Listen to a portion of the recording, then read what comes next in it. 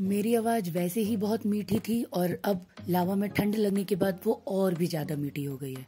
तो मैंने सोचा क्यों ना अपनी सुरीली आवाज को प्रयोग में लाया जाए और उससे व्लॉगिंग की जाए। मैंने कल रात को ही प्लान कर लिया था कि आज सुबह उठते ही मुझे सनराइज देखना है। यस, मैंने सनराइज देखा, पर 8 बजे। अब अपने पापों के प्रायश्चित करने के लिए मैं निकल पड़ी लावा मोनेस्ट्री की ओर। लावा मोनेस्ट्री बेहद खूबसूरत जगह है। चूंकि मैं थोड़ा जल्दी पहुंच गई थी इसलिए, और मैं लकी भी थी शायद इसलिए, मुझे प्रार्थना करते हुए मॉन्क भी दिखाई दिए।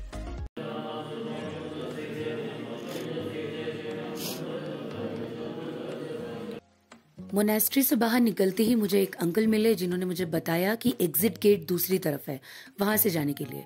मैंने उन्हें थैंक यू बोलने के लिए सोचा उनके साथ एक पिक्चर ली जाए और रील बनाया जाए। मैंने रील बनाया और ऐस कि मेरा लक बहुत ही अच्छा था, वो रील वहीं डिलीट हो गई।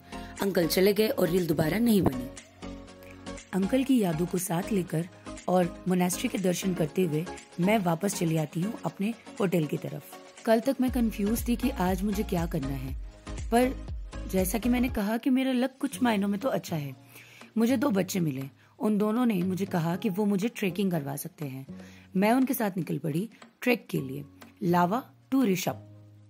ट्रेकिंग के रास्ते में मैंने सोचा कि क्यों ना अपनी सुरीली आवाज का प्रदर्शन किया जाए। हम तेरे बिन अब मैंने करने की कोशिश भी की, पर मेरे साथ चल रहे उन दोनों ने मुझे मना कर दिया और उन्होंने कहा कि ये जंगल वाला रास्ता है, यहाँ जानवर सो रहे होते हैं, तो आप ऐसा कोई भी रिस्क ना लें। तो ट्रेकिंग के टेढ़े मेढ़े रास्तों ने मुझे सिखाया कि हमारे लाइफ के प्रॉब्लम्स भी ऐसे ही टेढ़े मेढ़े हैं।